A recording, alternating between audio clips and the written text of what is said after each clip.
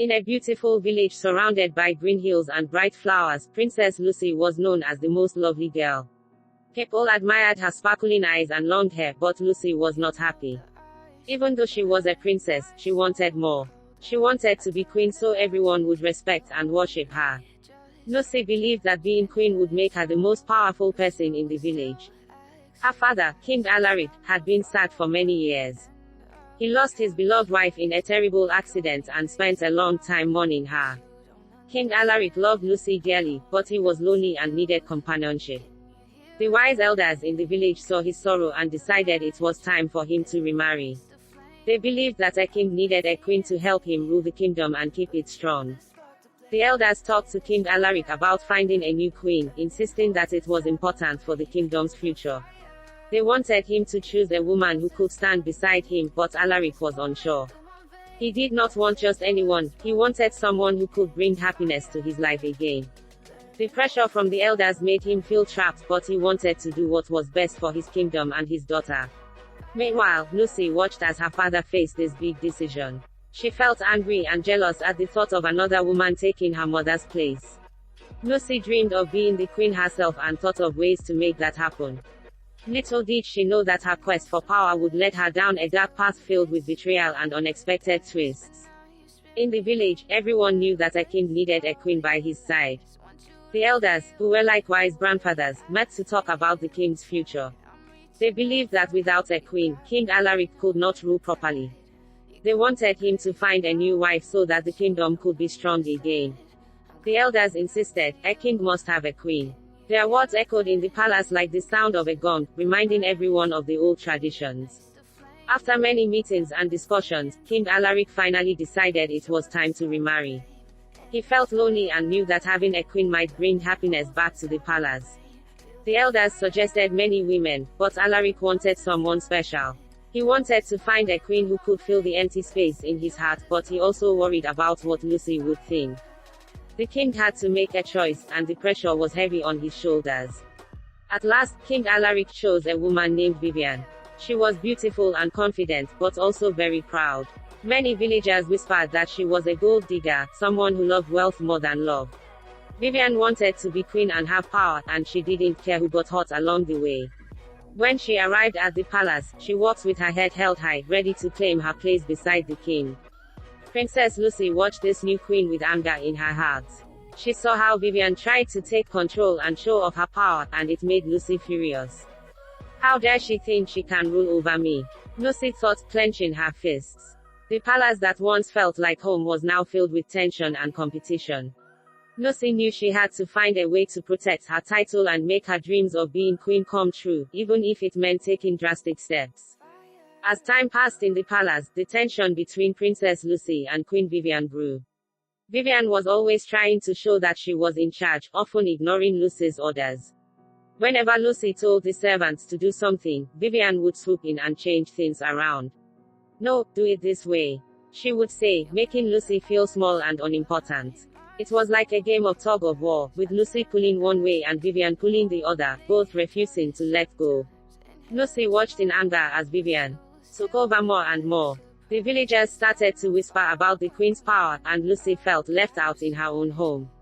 She was supposed to be the princess, but now it felt like she was just a shadow in the palace. Every time Vivian laughed or made a big decision, Lucy's heart burned with resentment. Why does she think she can treat me like this? Lucy thought, her mind racing with frustration. Things got worse when King Alaric noticed the growing conflict between the two women. He loved both Lucy and Vivian, but he could see that their rivalry was tearing the family apart. One day, he called them both to his chambers. "We cannot have this fighting in my palace," he said firmly. "Lucy, you need to marry so that you can start your own life and find happiness. You cannot stay here while there is so much trouble." Lucy felt her heart drop. She thought that by marrying, she would lose everything. The king's decision hit Lucy hard. Instead of feeling sad for her father, she grew even angrier at Vivian. This is all her fault, Lucy thought, feeling betrayed. Now, she was faced with the challenge of finding a husband to escape the queen's control. The fire of hatred in her heart grew stronger, and she knew she had to come up with a plan to take back her power, no matter what it took. After the king's decision, the palace was filled with whispers about finding a husband for Princess Lucy. King Alaric wanted to choose the right man, someone strong and kind who could make Lucy happy. But instead of feeling excited, Lucy felt betrayed. Why must I marry just to leave this place? She thought. The idea of being with someone she didn't choose made her heart ache. She longed for power and control, not a life dictated by someone else. As the days passed, Lucy's anger towards Vivian grew deeper. She could not stand seeing Vivian sitting on the throne, enjoying the power that should have been hers. In her mind, the only way to make things right was to get rid of Vivian once and for all. If my father is gone, then I can become queen and have everything I desire, Lucy plotted, her heart racing with dark thoughts. She knew she had to act fast before the king chose her husband. Lucy devised a clever plan to lure a young suitor into helping her. She pretended to be sweet and friendly, inviting him to the palace for a special dinner. I need your help to show my father I can be a good queen, she told him with a smile. Little did he know, Lucy had a secret plan to use him to poison her father's food. She slipped a dangerous potion into the king's favorite dish, believing it would make everything go her way. That night, as they dined together, Lucy watched nervously as her father took a bite. Her heart raced with fear and excitement. If her plan worked, she would finally be free of Vivian and become the queen she always dreamed of. But deep inside, a small voice whispered, reminding her of the love she once felt for her father. Would she really go through with this terrible act? Lucy's future now hung in the balance, teetering between power and loss. The plan worked just as Lucy had hoped. After King Alaric took a bite of the poisoned food, he suddenly fell ill. The palace filled with panic as doctors rushed in, but it was too late. The king passed away, leaving everyone in shock. Lucy felt a mix of triumph and sadness as she watched the life drain from her father's eyes. Now, she was free to take her place on the throne, and her dream of being queen was finally within reach. At the royal ceremony, Lucy wore a dazzling crown, her heart racing with excitement. She was now Queen Lucy, and her new husband stood proudly beside her. The villagers cheered, unaware of the dark path that led her here. As she looked at the crowd, Lucy felt powerful for the first time, but her thoughts quickly turned to Vivian. Now it's time for her to pay, Lucy thought, a wicked smile creeping across her face. With her new power, Lucy didn't waste any time. She ordered Vivian to be treated as a servant, making her clean the palace and do all the chores. You thought you could rule over me? Lucy taunted, enjoying every moment of Vivian's humiliation. Vivian, once a proud queen, now wore the clothes of a maid, her head held low in defeat. Lucy felt strong and in control, but inside, a small part of her began to feel the weight of her actions. As days turned into weeks, Queen Lucy reveled in her power, making harsh decisions and ruling with an iron fist. She threw grand parties and ordered everyone to praise her, but deep down, she felt an emptiness. The joy of being queen was overshadowed by the loneliness and guilt of her betrayal. Lucy had won the throne, but at what cost? The kingdom was now filled with fear and resentment, and Lucy had to wonder if this was the life she truly wanted. One sunny afternoon, Queen Lucy walked through the village, her royal gown sparkling in the sunlight. People cheered and waved as she passed, but Lucy's heart was not filled with joy. She was still thinking about how to keep her power and make everyone worship her. Suddenly, she spotted a young orange seller by the roadside, and Lucy's eyes widened in surprise. The girl was stunning, with radiant skin and a warm smile that lit up her face. Who does she think she is? Lucy thought, feeling a surge of jealousy. Lucy decided to show off her power. She called out to the orange seller, "Bring me some oranges. You should be thankful that a queen wants to taste your fruits." The seller quickly gathered her oranges and handed them to Lucy. But when Lucy refused to pay, she laughed cruelly. "You should be grateful that I even stopped to buy from you." The villagers gasped at Lucy's disrespect, but she didn't care. In her mind, she was above everyone else. The orange seller, hot but proud, tried to explain, "I was hoping to sell them on credit, Your Majesty. I have not sold anything today." But before she could finish, Lucy slapped the oranges out of her hands, making them roll into the dirt. "These are not sweet enough for a queen," she sneered, and her laughter echoed through the crowd. The orange seller stood in shock, feeling both anger and sadness. Lucy's cruel nature had shown itself once again, but she was too wrapped up in her power to notice. What Lucy didn't realize was that the orange seller was more than just a fruit seller, she was a symbol of hope and strength in the village. Many people admired her for her hard work and kindness. As Lucy rode away, the orange seller wiped her tears, determined to stand strong. This encounter would set in motion a series of events that would change Lucy's life forever. Little did the queen know the girl she disrespected might hold the key to her fate. After Queen Lucy's cruel encounter with the orange seller, life in the palace continued, but not for long. King Alaric's spirit had faded with his death, and as time passed, the new king began to feel lonely in his royal duties as he had no child for years. Lucy the queen could not give him an heir. One sunny afternoon, while wandering through the market, the king spotted the orange seller from a distance. Her laughter rang out like music, drawing him closer. There she is, he thought, his heart racing. He approached her, pretending to be just another villager. They talked and laughed as they shared stories, not knowing that the orange seller had caught the king's eye. The connection between them grew, and the orange seller felt happy for the first time in a while. Feeling torn, the orange seller struggled with her feelings. Could she love a king when his wife had treated her so poorly? The king had shown her kindness and warmth, but could she trust someone tied to the powerful queen? Meanwhile, the king felt a growing sense of loss, realizing that he might lose the one person who truly understood him. Their hearts were intertwined, but the challenges ahead would test their bond in ways they never expected. Queen Lucy's heart raced with jealousy when she discovered her husband was spending time with the orange seller. How dare he talk to her? Lucy thought, her face turning red with anger. She had thought she was the only one who mattered in the king's life. The idea of the orange seller becoming close to the king made Lucy furious. She couldn't let this happen. With determination, Lucy began plotting ways to keep them apart, using her power to control every situation. Lucy called meetings in the palace, whispering lies about the orange seller. She's just a fruit seller who wants to steal your heart, Lucy told the king, trying to make him see her as a threat. But the more Lucy pushed, the more curious the king became.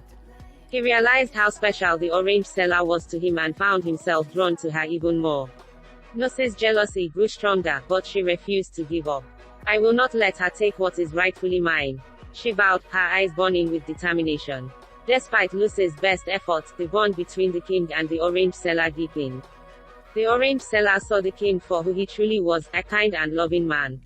Soon, they decided to marry, surprising everyone in the village.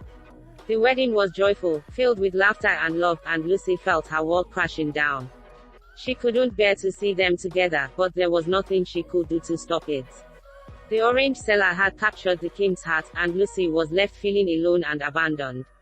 Not long after their marriage, the orange seller became pregnant and soon gave birth to a beautiful baby boy. The king was overjoyed, and the village celebrated the arrival of the prince. As Lucy watched from afar, her heart filled with bitterness. She had lost the power she craved, and now her rival had everything she wanted, a loving husband and a precious child. The rivalry between Lucy and the orange seller was far from over, and Lucy knew she would do anything to reclaim her place in the palace. As the days passed, Queen Lucy's jealousy turned into something darker. The king's new son, the little prince, became the center of attention, and Lucy felt her power slipping away. If the prince is king one day, what will happen to me? She thought, her mind racing with fear. Desperate to protect her throne, Lucy hatched a wicked plan. She decided that the only way to keep her position was to eliminate the child. If he's gone, I will be the only queen, she whispered to herself, feeling the weight of her dark intentions. Lucy carefully plotted her plan, searching for ways to poison the young prince. She mixed a deadly potion and hid it in a sweet treat, hoping the little boy would eat it without question. He'll never know what hit him, she chuckled to herself, her heart cold. But deep inside, a tiny voice reminded her that this was wrong. Still, her desire for power pushed her to go through with it. She believed that if she could just get rid of the prince, she would reclaim her lost throne. One day, as Lucy prepared to execute her plan, the king entered the room unexpectedly. He noticed the tension in the air and sensed something was wrong. "What are you doing, Lucy?"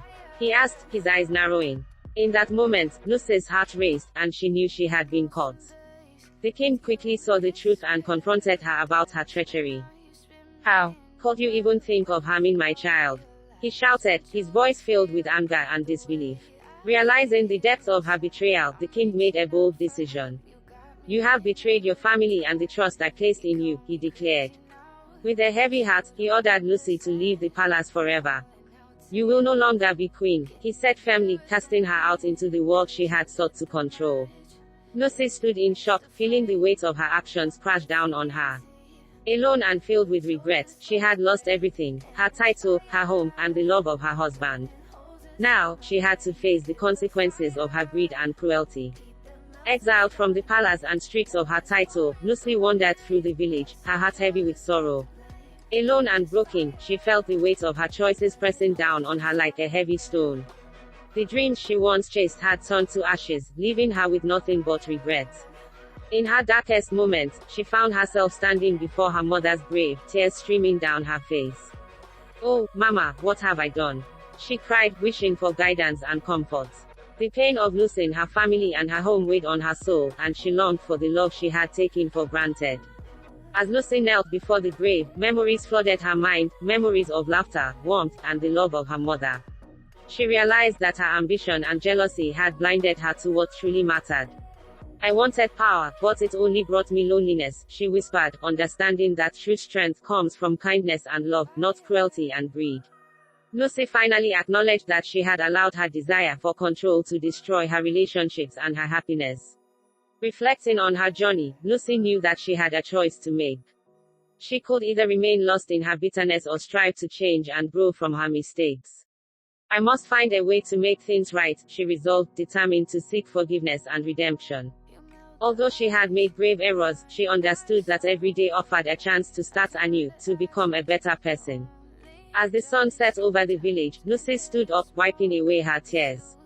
She took a deep breath, feeling a flicker of hope in her heart. With each step away from her mother's grave, she knew that her path would not be easy, but it was time to begin a new journey, one where she would learn the true meaning of power, love, and forgiveness. The tale of Princess Lucy would live on, a reminder that even in our darkest moments, there is always a chance for light to return.